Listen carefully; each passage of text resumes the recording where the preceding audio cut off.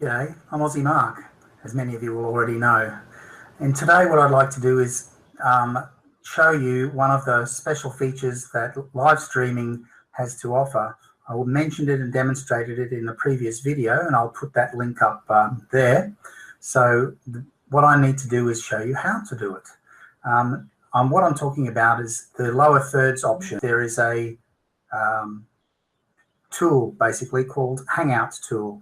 And if you wanted to get your lower thirds option, you just click on the Hangouts tool, go over to, and on the right-hand side of the screen, you'd see a place that says Display Name, where you could write your name and possibly a tag. I'm going to write in here just test video, and then when I click that, it gives me that option there. That's what I'm talking about. But that's not what I'm here to demonstrate today.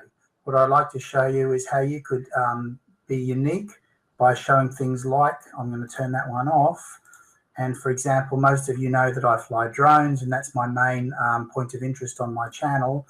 So I could actually, in theory, grab a lower thirds image that I have already made. And whoops, I'm just going to add that to you right now. Drop that in there, press that button, and hey presto, all of a sudden I'm surrounded by drones, and that could be my point of difference. It's certainly not something that anybody else has. You could make it as easy and as simple, as you like. For example, if I were to, here's another option that's full of Australian things, a different way of making things look. So I could go on showing you lots of different ones, but you can have a look at that other video to show some other examples. Let's go now and see how I actually made those.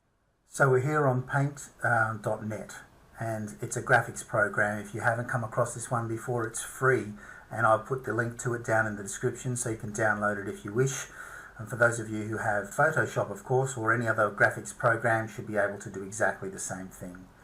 So the first decision you need to make when making a lower thirds image is to know what size or ratio your webcam is that you'll be using for your live stream. In my case, it's a 4:3 ratio, so that means I will need to create an image that is in the 4:3 ratio as well. If you have a look up here at the canvas size that I've currently got, it's 1280 by 960. And that's because it's that ratio works well for me as a 4:3 image. So if yours is 4:3, that's the size I'd recommend. If you want to use a 16:9 image, which is the standard size of a normal YouTube screen without those black borders on the edges that you saw earlier, then you go 1280 by 1280 by 720. So if I just click on that, I'm just going to change that, and you can see that that is the size that the image becomes. Much more rectangular, long top and narrower side. I'm just going to revert that back to my normal size. So that for me is, as I said, let's just check it again. It is 1280 by 960. So I'm going to OK that. So for the very basics of a lower third image, what you need to do is obviously put your name across the bottom. So the most basic concept of that would simply be to hit the text button, decide on the fonts that you wanted. Let's do something a little bit interesting. What if we went to neon lights, for example, that one there. We click somewhere down here where we want the text to be. Make sure that it's of a reasonable size. Whoops, so I'm going to change this one in this case to about 72. And I could simply write that, put my name in there, Aussie Mark, and you can put your name there if you like, obviously. Move it about to the center.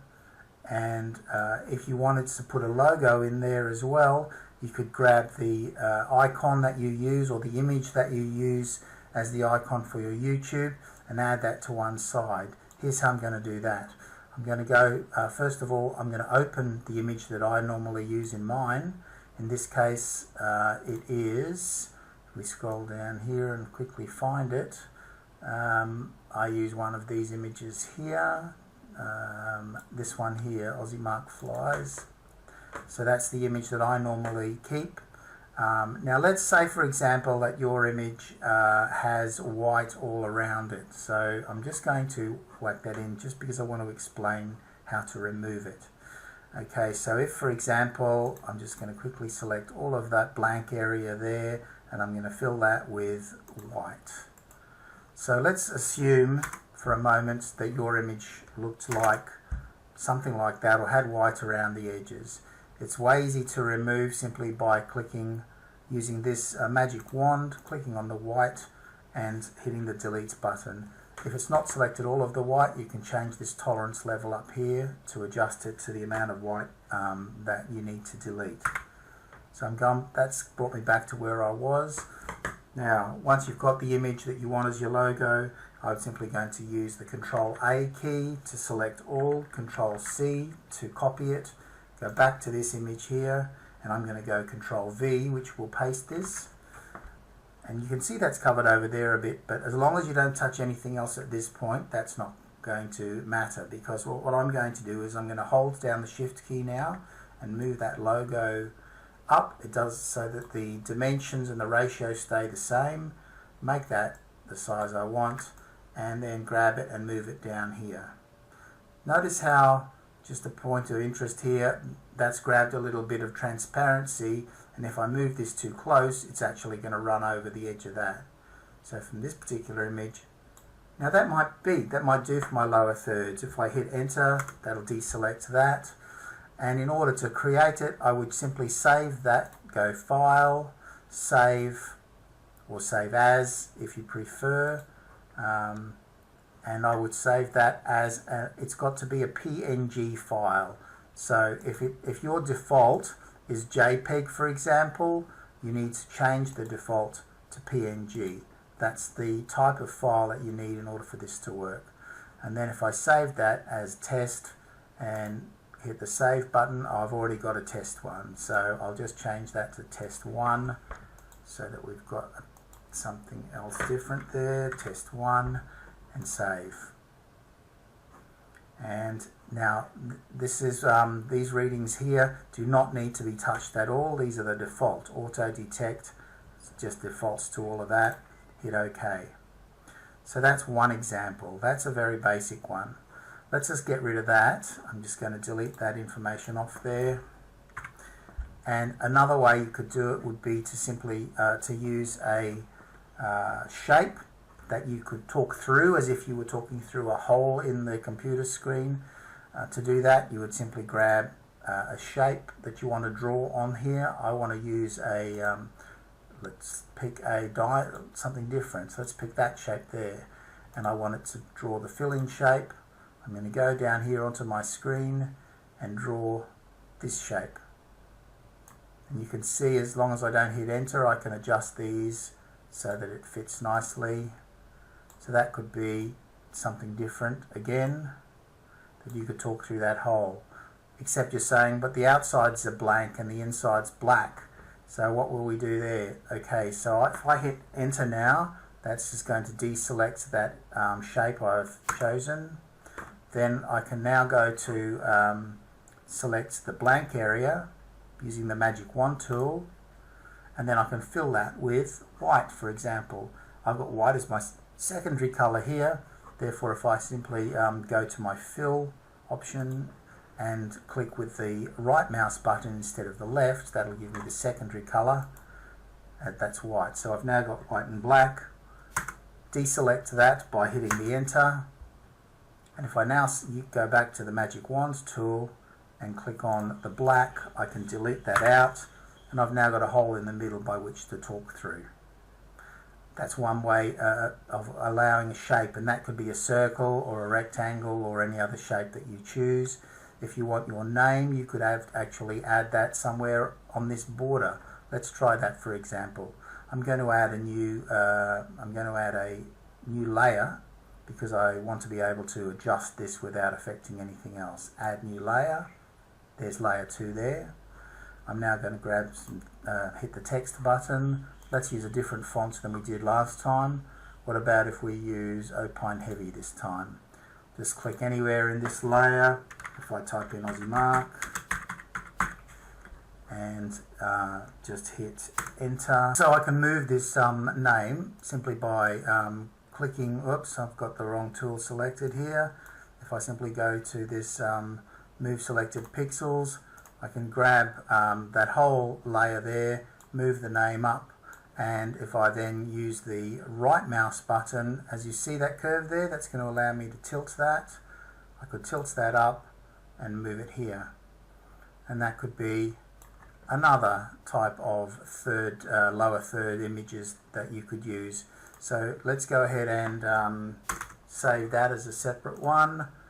File, save as, make this test 2. Well, I'll demonstrate all of these in just a second for you. And save. So this is Google Hangout, as I'm sure you're familiar with. And if you move your mouse over here to the left hand side, you'll see the tools.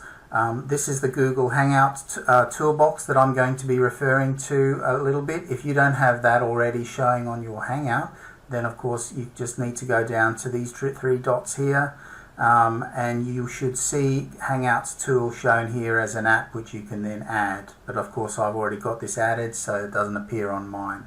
So if I click on the Hangouts tool, it's going to open over here on the right hand side of my screen, and there we go. And you can see it's already got a default name in my display name, and I could put in test there. You're probably familiar with this already. Once you've put in whatever you want to put in there, it might be chatting with friends, or it might be you know, gardening with Mary Smith if that was who you were and that was your theme. And then you would simply click on this button, and that would give you the lower third. Now you can see that's a bit in my way. It's on my chin there. And you can see it's reversed at the moment. Of course, you can simply flip that by going mirror your video, and that will now become, you'll be able to see it the same way that your viewers will be able to see it. But let's use those images I was referring to earlier. So I'm going to turn that off by clicking up here, and I'm going to upload overlay. Click on this first. It will then open, and you need to find the image that you've created in Paint.net or Photoshop or whatever it was. Let's find the one that we created. So this was test 1 that we did earlier. I'm going to click on that, open, and then simply turn this on. And you can see there it's not a very good use of it. In fact, that's not something that I would want to use on a regular basis, and it actually needs a white background, as you can see. So that's not a very good one, but it is an example of something not to do. Let's change that. We'll turn this off, go to upload overlay. As they say in the movies, here's one I created earlier. Open, turn it on. And there you can see my name at the top. So basically you just play around with this, be as creative as you like. Couple more quick examples and then I'll let you go. Upload overlay. Let's pick one that's actually got something around it. Here's one that I created about subscribers. Click on that one, open, turn it on, and there's a list of some of my subscribers. So I simply grabbed all of those images which I'd saved from the internet, placed them on my PNG file, created this little white box as you saw me do earlier, and there we go. Now let's see if you can make some lower third images and add them to your live streams to make them stand out and be a bit more different from everybody else's. I hope that I've made it easy for you to try that for yourself. I'm Aussie Mark. Take care until the next time. Bye for now.